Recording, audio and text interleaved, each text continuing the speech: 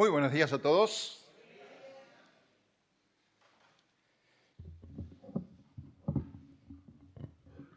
Bien. Acá está.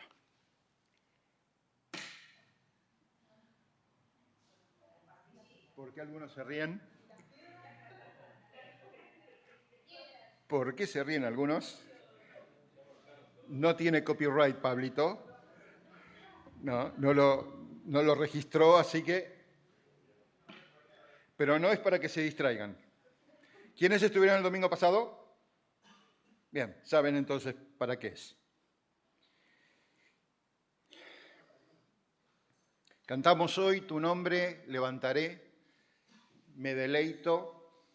¿En qué? En adorarte. Ayer estuvimos en la reunión de Oración Unida y qué hermoso el tema.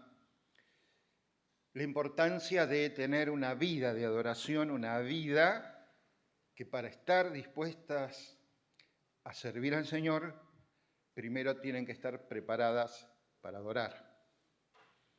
Y el coro dice y reconoce la obra de Cristo. Dejaste la gloria por mí, fuiste a una cruz a morir, fuiste sepultado a una tumba oscura y resucitó. Este año la Iglesia tomó la responsabilidad de un tema general, que es la idea de evangelizar, de cumplir con ese rol para la cual el Señor nos tiene en este mundo. Y orando al Señor pensaba en un personaje bíblico que nos ayude hoy a meditar brevemente sobre este tema.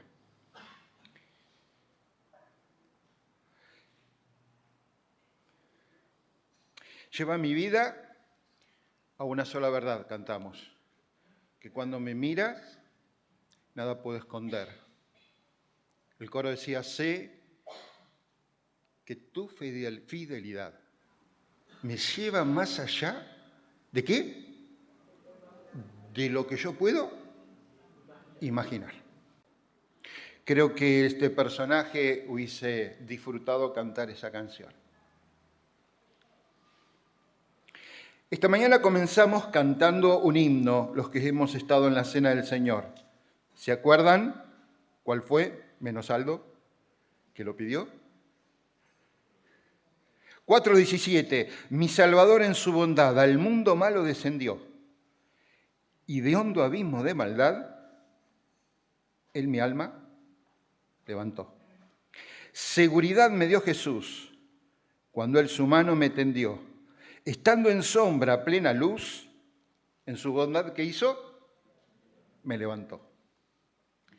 El Señor no hace las cosas por azar, el Señor a través de su Santo Espíritu nos prepara. Y ya con ese himno yo decía, estás preparando los corazones, al menos de los que estábamos presentes, pensando un poco en el tema. Pero luego Aldo se levantó y leyó un salmo. ¿Qué salmo? 40, y era el salmo que yo tenía preparado para hoy. No se asusten, como introducción. El Señor siempre hace bien las cosas. Saben que antes de abordar un personaje me gusta hacer una introducción. Salmo 40 no vamos a abundar mucho porque el tiempo se va. Dice el Salmo 40, versículo 1, pacientemente esperé a Jehová y se inclinó a mí y oyó mi clamor. Y me hizo sacar del pozo de la desesperación, del lodo cenagoso, y puso mis pies sobre peña y enderezó mis pasos. Puso luego en mi boca cántico nuevo, alabanza a nuestro Dios. Verán esto muchos y temerán. Y confiarán en Jehová. Bienaventurado el hombre que puso en Jehová su confianza y no mira a los soberbios, ni a los que se desvían tras ¿qué? La mentira. Lleva mi vida una sola verdad, es lo contrario a desviarse tras la mentira.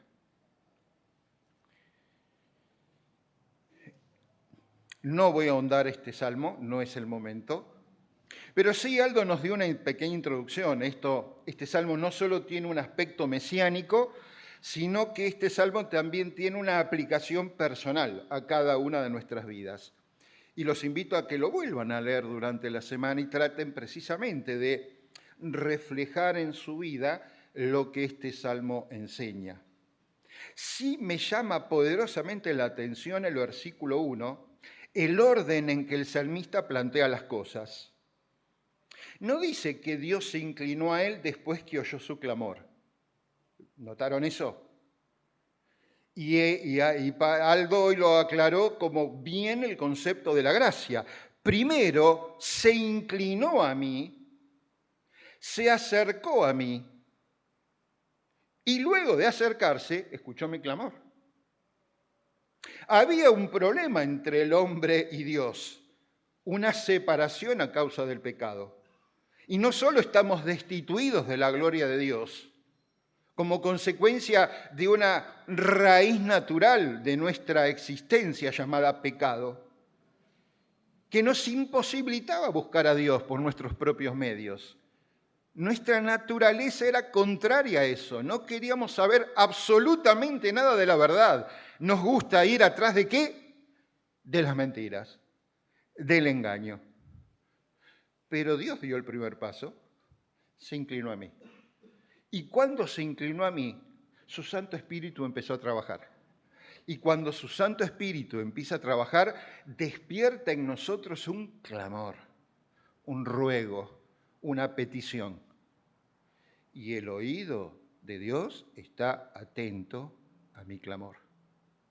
¿Qué es lo que quiere hacer Él? Él me quiere sacar del pozo.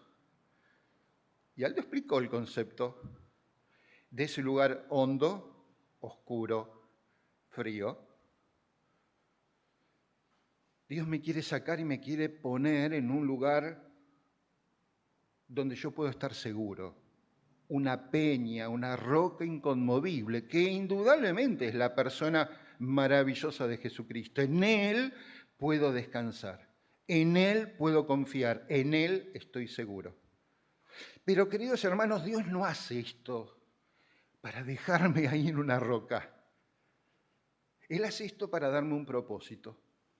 Y cuando uno sigue leyendo, dice, puso luego un cántico en mi boca, alabanza a nuestro Dios. Él nos tiene con un propósito y como escuchábamos ayer, no solo una vida de adoración, sino una vida que permanentemente alabe y bendiga el nombre del Señor. Verán esto muchos, la evangelización que nosotros tenemos por delante. Verán muchos una vida cambiada, una vida distinta, un mensaje diferente. ¿Y qué harán? Confiarán. No en nosotros, confiarán en Dios. Ahora, Dios tenía este plan para con un pueblo terrenal. Cuando vamos al libro de Ezequiel, los invito rápidamente al libro de Ezequiel, dice el capítulo 36 del libro de Ezequiel, esparciré, verso 25, esparciré sobre vosotros agua limpia y seréis limpiados de todas vuestras inmundicias y de todos vuestros ídolos os limpiaré. Os daré un corazón nuevo y pondré espíritu nuevo dentro de vosotros y quitaré de vuestra carne el corazón de piedra y os daré un corazón de carne y pondré dentro de vosotros mi espíritu y haré que andéis en mis estatutos y guardaréis mis preceptos y los pongáis por obra. Habitaréis en la tierra que di a vuestros padres, y vosotros me seréis por pueblo, y yo seré a vosotros por Dios. Ezequiel, profeta, está anunciando una profecía queridos hermanos, que tiene mucha relación con lo que está pasando en estos tiempos. Israel cree que su influencia es a través del camino de la guerra y cada vez se alejan más del propósito que originalmente tenía Dios para ese pueblo. Pero no es este tema el de hoy, eso es para otro estudio. Yo pensaba en un siervo de Dios que fue arrojado en el pozo. Un siervo de Dios que fue arrojado en el pozo. El que levanta primero la mano y me dice quién fue, se lleva. Aldo. Daniel capítulo 6, muy bien, pero ese no es. Ruth. José. Bien, Génesis capítulo 37, pero ese no es. Aldo, no me pinches. Jeremías. ¿Quién sabe que Jeremías fue arrojado a un pozo? ¿Sabían? Siervo de Dios, Jeremías. Abrimos la escritura, por favor, Jeremías capítulo 38.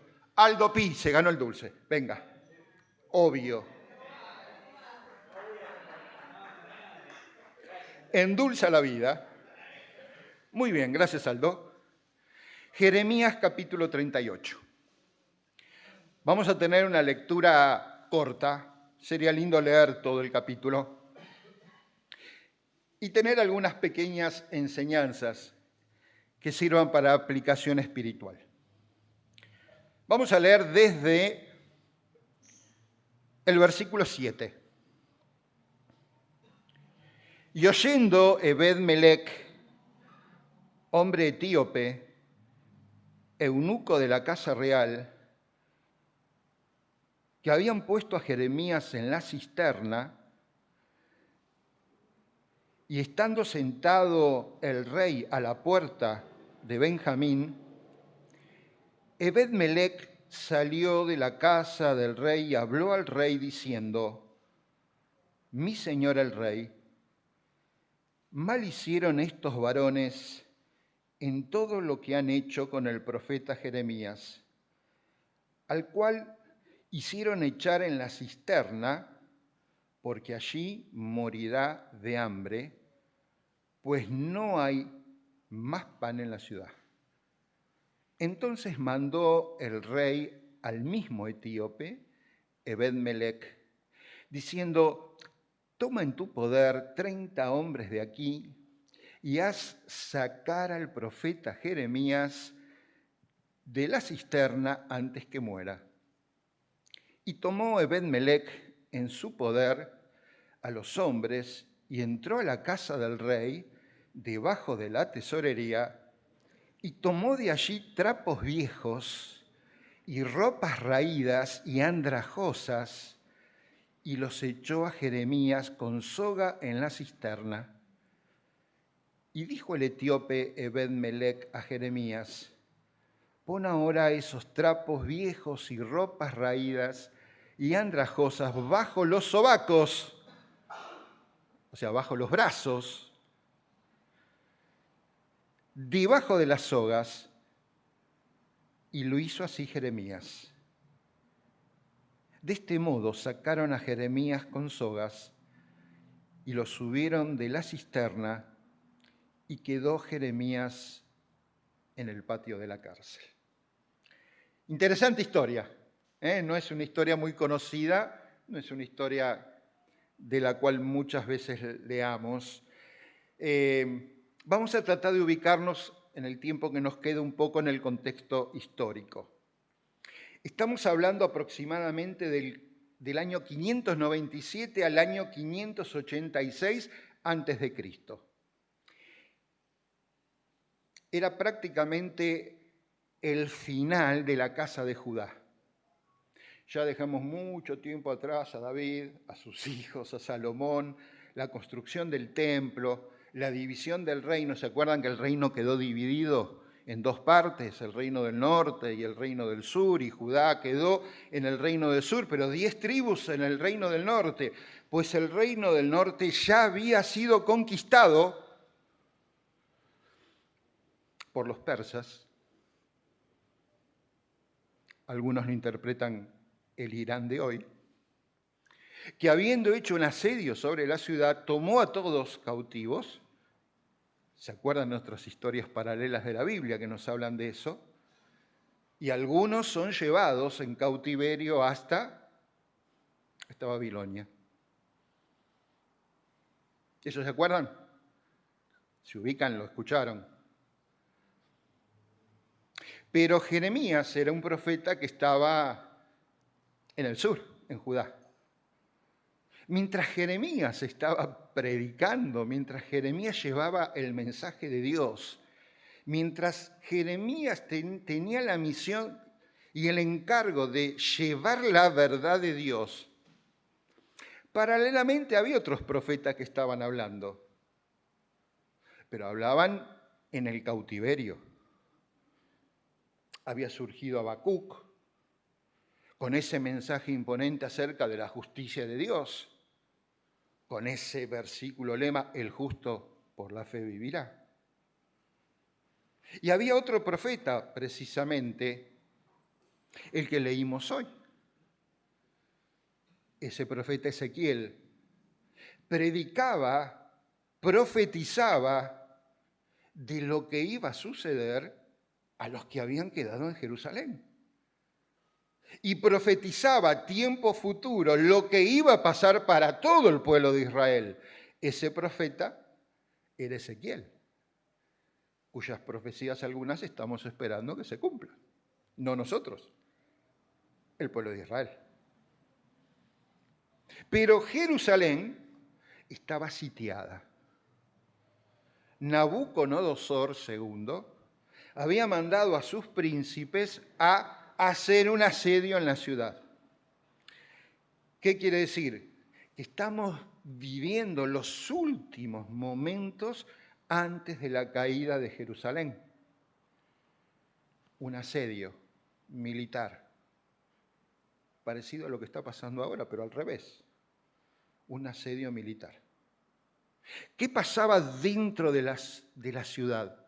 Socialmente hablando, tenemos que entender qué pasa para comprender este texto. Había hambre, había pestilencia, había sufrimiento, había dolor. El asedio significaba que Jerusalén no podía tener la libertad que habitualmente tenía. Y el rey, el último rey de Judá, Sedequías, digamos un títere de Babilonia, fue puesto ahí con la aprobación de aquellos que habían conquistado la tierra, luchaba entre dos bandos. Por un lado tenía a los príncipes de Judá, con un tal Malquías a la cabeza, que lo que le estaban diciendo permanentemente al rey era: tenemos que hacer alianza con Egipto. No podemos quedarnos sin hacer nada frente a esta invasión. Y sabemos nosotros qué representa Egipto, ¿verdad? ¿Qué representa? El mundo. Y ellos querían precisamente que Judá, que Israel, que Jerusalén hiciera alianza con el enemigo atroz que tuvieron siempre, que eran los egipcios. Pero por otro lado había otro puñado de hombres con una voz que se destacaba, la de Jeremías, que tenía un mensaje distinto. Ustedes tienen que aceptar el cautiverio. ¿Por qué? Porque es lo que Dios quiere. Ustedes tienen que rendirse. Ustedes tienen que aceptar esto. Porque si ustedes aceptan el juicio de Dios de manos de los de Babilonia, la vida de ustedes va a preservarse. Pero si ustedes no aceptan, si ustedes no se rinden, si ustedes no se entregan, van a morir todos. Ese era el discurso de Jeremías. ¿Entendimos la historia? ¿Comprendimos hasta acá? Bien. Entonces, ¿qué personajes hay hasta ahora? A ver, Jeremías. ¿A quién representa? Al siervo de Dios que tiene que llevar un mensaje. Y muchas veces nosotros nos podemos identificar precisamente como con Jeremías. Porque la tarea de Jeremías es llevar la verdad. Guste o no guste. Sea de agrado o no sea de agrado. No podemos cambiar el mensaje. No podemos hacerlo más atractivo. No podemos decir lo que la gente quiere oír. Lo que tenemos que decir que es la verdad. Y aquellos que hemos conocido la verdad, sabemos cuál es el mensaje que tenemos que transmitir. La verdad es Jesucristo. Yo soy el camino, yo soy la verdad, yo soy la vida. Nadie viene al Padre si no es por mí. Por lo tanto, la verdad conduce al verdadero camino que lleva a la vida. Jeremías decía, esta es la verdad, se tienen que rendir, se tienen que humillar, tienen que aceptar que hay un juicio de parte de Dios para poder salir vivos. ¿Me van siguiendo? Los príncipes de Judá, qué terribles. Con esa cercanía al rey, con esa influencia al rey, me hace pensar en las autoridades que permanentemente ponen trabas, que ponen obstáculos, que no dan libertad para llevar el mensaje.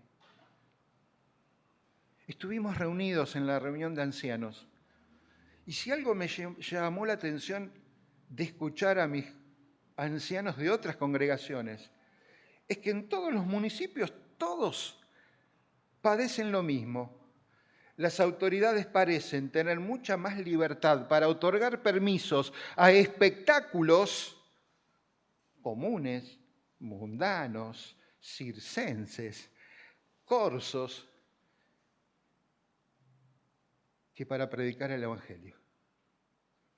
Hay limitaciones, hay obstáculos, piden permisos. Qué raro. No es raro. Ya pasaba en la antigüedad. Las autoridades querían ejercer influencia sobre el verdadero discurso. ¿Cómo vamos a escuchar esa palabra? Rendirse. Fueron al rey y le dijeron, esto desmotiva al pueblo. Esto hace que baje la autoestima del ejército. Esto nos quita poder. Esto nos quita autoridad. Y tanta fue la influencia que ejercieron que el rey Sedequías, ¿qué hizo? Por ser débil, por ser temeroso, por estar batallando y luchando entre el temor de Dios y la influencia de sus príncipes, y pensando en el enemigo que estaba arriba, le dijo, llévenselo a Jeremías y hagan lo que tienen que hacer. Surgió una voz, Malquías, interesante. Por alguna razón, parece ser el dueño de esta ciénaga, de este pozo. Estaba en la casa del rey, él pertenecía a la casa del rey.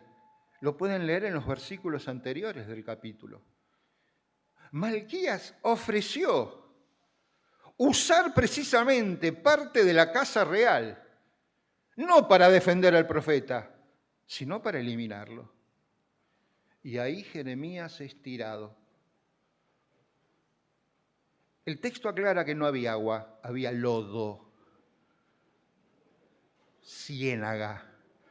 No sabemos si era un viejo pozo de agua que se secó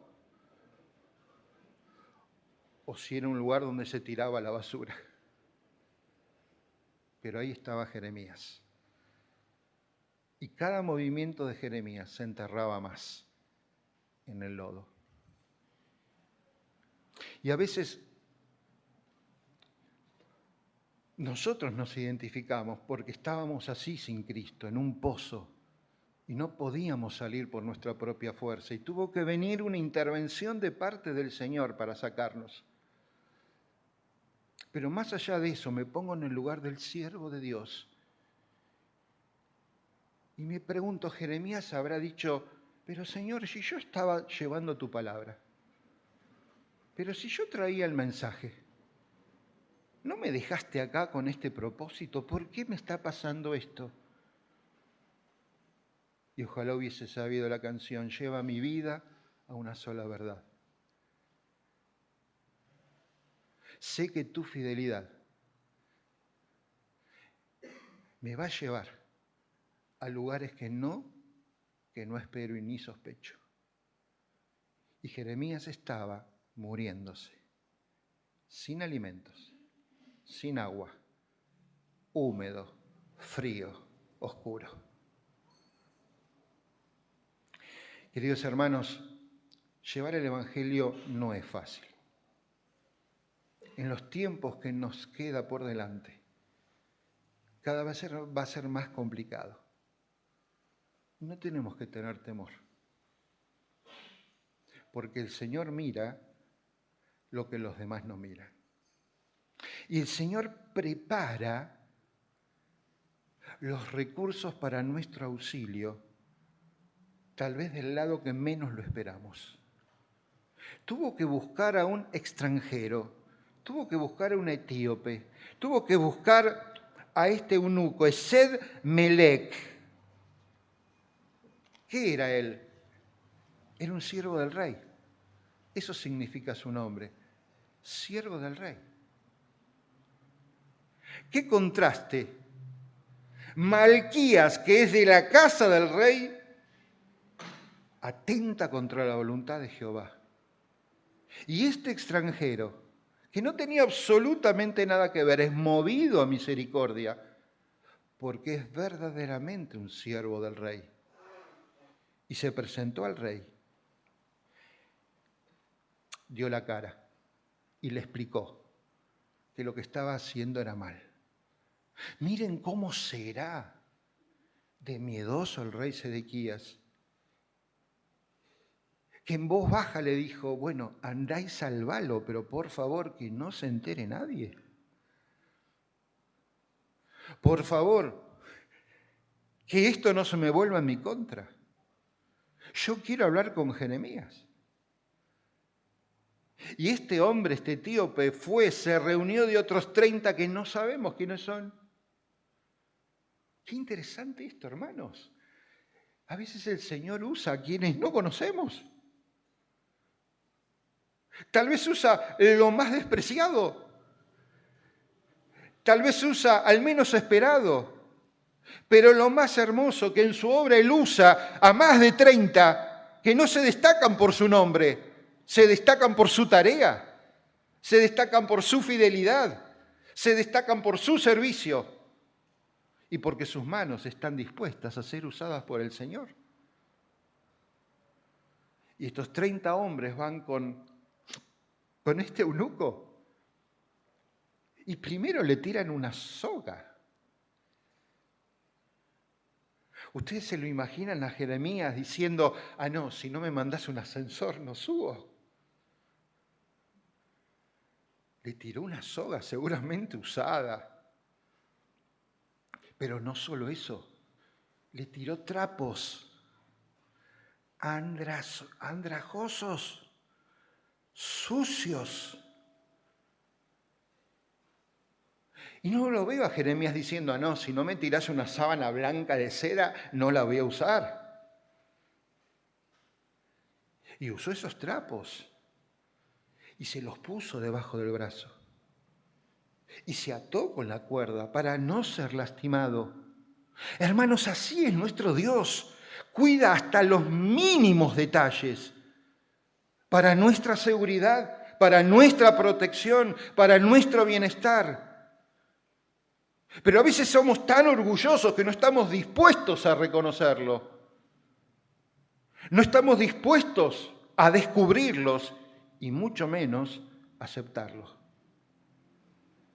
Pero nuestro Dios siempre está cerca. Y nuestro Dios siempre va a proveer. Y jamás va a dejar a uno de sus siervos abandonado. Jeremías es rescatado. Y hermanos, es una figura, no voy a decir que hay una simbología, pero nosotros fuimos rescatados de un pozo. Y fuimos rescatados con un propósito. Y Jeremías se plantó delante del rey. Y el rey pensó, bueno, ahora me va a cambiar el discurso. No, Sedequías, yo te puedo asegurar, porque Dios asegura que si vos te rendís, tu familia y vos seguirán vivos. Pero tenés que rendirte, tenés que humillarte, tenés que reconocer el pecado, tenés que reconocer que hay un juicio de Dios por delante. No podés negar esa realidad. Bueno, está bien, pero no lo digas a nadie. Si te preguntan, decí que hablamos de esta otra cosa. Sedequías no aceptó. Sedequías escuchó a sus príncipes. Si uno sigue leyendo el capítulo 38 y el 39, no pasó mucho tiempo. La ciudad es destruida, es quemada. El templo es destruido. ¿Entienden, hermanos? Estamos hablando de ese templo que significaba tanto para el pueblo de Israel. Ese templo fue destruido. Después lo iban a levantar otra vez, es cierto, y lo volvieron a destruir. Y ahora es un evento que todos proféticamente están esperando. El tercer templo se tiene que levantar como señal de lo que va a pasar. Nosotros no esperamos eso. Nosotros esperamos al Señor, que va a venir a buscar a su pueblo, a su iglesia, a los redimidos, a los que han creído, a los que confiaron en Él, a los que aceptaron esa soga que Él tiró, a los que aceptamos ese trapo. Y no estoy despreciando el mensaje del Evangelio, aclaro, porque el Evangelio es poder de Dios para salvación a todo aquel que cree. Pero hermanos, a veces el Evangelio llega a través de recursos que no nos imaginamos. No siempre está cuando solamente nos sentamos en un salón. El Señor puede estar llamando a muchos de ustedes de muchas formas, en distintos lugares, en distintos tiempos. Y muchos todavía tal vez no se rindieron. Muchos no reconocen que va a venir un juicio. Y para terminar, creo que Jeremías en ese pozo de Malquías muestra un poco cómo el poder humano siempre se va a oponer a Cristo. Hermanos, el mundo no nos va a facilitar la tarea. Es nuestra obligación orar por las autoridades y los que están en eminencia. Claro que sí. Y claro que el Señor puede mover corazones, y de hecho lo ha hecho en muchos lugares del mundo. Pero no esperemos. Tal vez cosas que parecen imposibles, aunque Dios las puede hacer. Por lo general son instrumentos de opresión. No van a ser fáciles los últimos tiempos. Cristo, hermanos, para terminar, nos ha mostrado cómo Él puede cambiar un lugar de muerte en un escenario de victoria. Nos mostró cómo esa cruz no fue una derrota, sino fue un triunfo. Que cuando el Señor moría ahí por nuestros pecados, no era el final, era el comienzo de algo nuevo y maravilloso que el Señor quería hacer con un nuevo pueblo, un pueblo espiritual. Tal vez más de 30 sin saber sus nombres, que puedan cambiar el mundo con la verdad, llevando el mensaje sin cambiarlo. Yo creo que indudablemente hay una clara lección.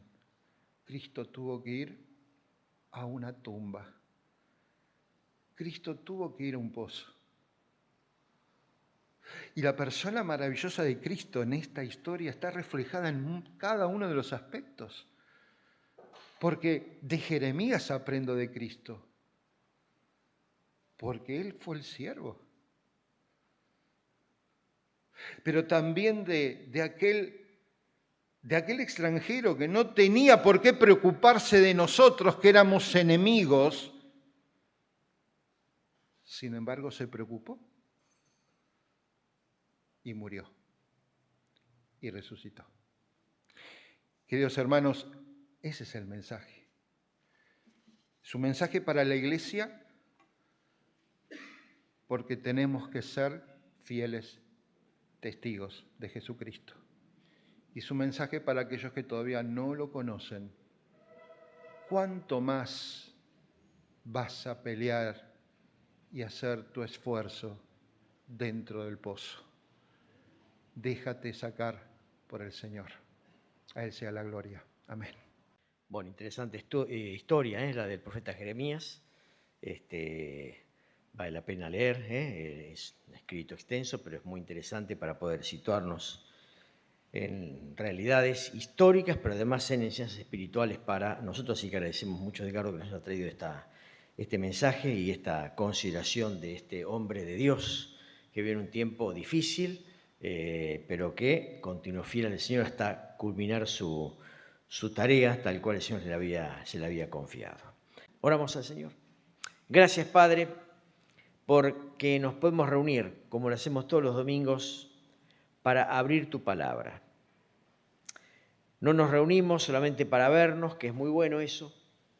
Nos reunimos, Padre, para abrir tu palabra y a través de ella poder aprender lo que tú quieres de nosotros. Señor, gracias por este tema que hoy hemos compartido y por la experiencia de este hombre de Dios, el profeta Jeremías, que nos deja enseñanzas sobre una vida, Señor, que está puesta en tu disposición y usada para tu gloria. ¿Qué mejor, Padre, que vivir vidas que sean usadas para tu gloria? Más allá de las comodidades que el mundo ofrece, más allá de los momentos que el mundo puede otorgar, Padre, hay un proyecto de vida superador, que es, Padre, aquella vida que es puesta a tu disposición para que tú la cambies, para que tú la uses para la gloria tuya. Señor, que seamos hombres y mujeres dispuestos a seguir vidas que sean agradables a ti. Acompáñanos con bien a casa, Padre. Bendice tu palabra trabajando en nuestros corazones. Danos una buena semana y reencontrarnos el martes para orar y el fin de semana, Padre, para estar otra vez escuchando tu palabra en este lugar. Gracias te damos. Bendice a las hermanas que tendrán su reunión ahora a la 1:30. Bendice el encuentro femenino de esta tarde por el cual oramos en el nombre de Cristo Jesús. Amén.